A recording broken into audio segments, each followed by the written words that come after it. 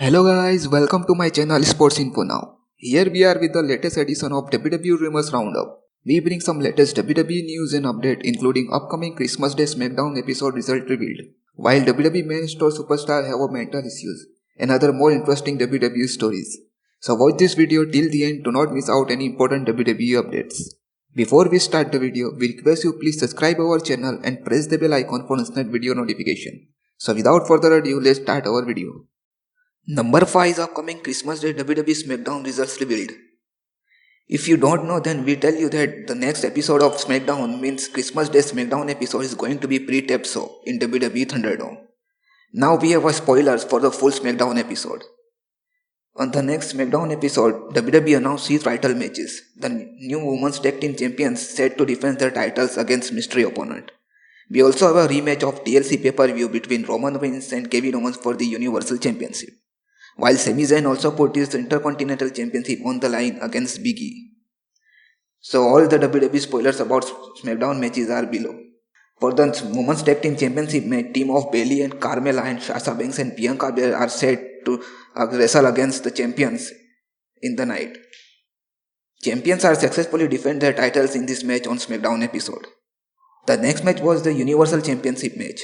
As our expectation, Roman Reigns won the match by escaping from the cage. Jey Uso interfered in the match and tied up Kevin Owens' hand with the cage with handcuffs and led Roman Reigns to escape from the cage. Then Jey Uso and Daniel Bryan were wrestled in a singles match. In this match, Daniel Bryan picked up a win via pinfall over Jey Uso. In the main event of this show, the lumberjack match of Sami Zayn vs Big E for Intercontinental Championship match is set. This main event ended with the big surprise when Big E defeated Sami Zayn via pinfall and became new Intercontinental Champion. Now let's talk about how WWE schedule all matches on the show. Roman Reigns defends his title against Kevin Owens in a steel cage match that will open the show. And then in the middle phase of the show, we see Women's Tag Team Championship match. Then we see the singles match between Jey Uso and Daniel Bryan. And in the last, we see our main event of the show, that is the Lumberjack Intercontinental Championship between Sami Zayn and Big E. So are you looking forward for this SmackDown edition of SmackDown episode? Will you turning on even to Christmas night? Let us know about signed up in comment section. Number 4 is WWE main roster superstars have mental issues. Mental health is one of the factors that play a vital role in any superstar's success in pro wrestling. Now WWE rumors stated that few main roster superstars having a mental health issue because of the pressure of work. Some superstars who called up from NXT to the main roster, they are suffering from a mental health problem because of their booking on WWE TV. NXT brand is widely known as a new superstar build-up and send them on the main roster. But now some top NXT superstars who recently called up on the main roster are booked poorly on the Raw and SmackDown. WWE latest news suggested that many NXT superstars had successful career in NXT but failed to give any impact on the main roster. Here is WWE news. There are people who would rather to go main roster, but when they get the main roster, when they started having a mental issue. The problem is these guys that people don't realize is that when they go up there and they are booked to fail and they fail to reality wait on them. These guys are who have been nothing but successful for years and years at everything they have done and everything they have been positive. Then all of the sudden you started thinking and you start second guessing yourself. On the main roster, former NXT superstars like Kevin Owens, Drew McIntyre and Sami Zayn had a good career on the main roster. But some of others like Aleister Black, Andrade, Ricochet and Shinsuke Nakamura received a poor booking on the main roster.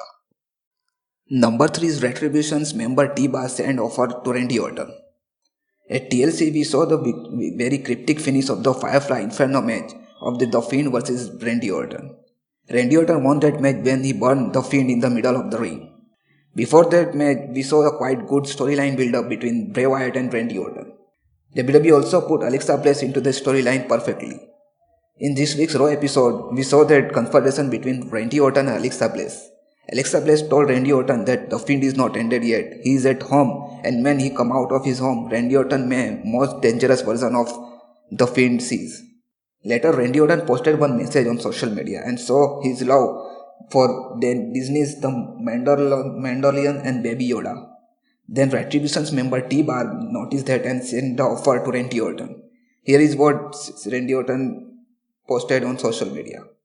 Listen, I know it's late. I know I burned the man alive a couple of days ago and I shouldn't be trusted. But whatever you do, don't sleep on the Mandalorian. Just started season 1 and think I am love Baby Yoda. Then Retribution members of T-Bars offers Randy Orton in the reply. Hey Randy Orton, the way you viciously murdered a WWE superstar really touched our heart in Retribution. Please know that our doors are now always open for you. So guys, will Randy Orton responded to T-Bar's request and will Ricochet join the rank of one of the WWE's most unique fiction? Let us know what you think in the comment section. Number 2 is behind the story of how Drew McIntyre come up with Claymore kick. In the latest episode of Stone Cold Steve Austin's Broken Skull, WWE Champion Drew McIntyre was the guest. During that interview, Drew McIntyre was asked about how he come up with his finisher Claymore kick. In reply, Drew McIntyre said that he came up with the finisher when he was in the 3MB faction. Here is what Drew McIntyre says. It was brought to me because of 3MB. The greatest thing that 3MB ever gave me was Claymore. If you remember the beginning of 3MB, we had a super tight leather pants that is office made because I certainly did not have them commissioned.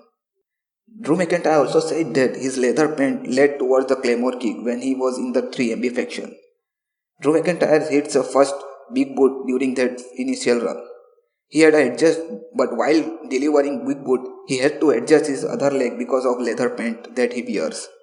Then he inadvertently hitting boot, which later dubbed his Claymore kick. Here is what Drew McIntyre says. I am running around in those 80s tight rock and roll pants and I am running to give a boot in the first match that I had in those leather pants. And I was running, raising my legs for the boot. I realized, these things are going to be split at the crotch.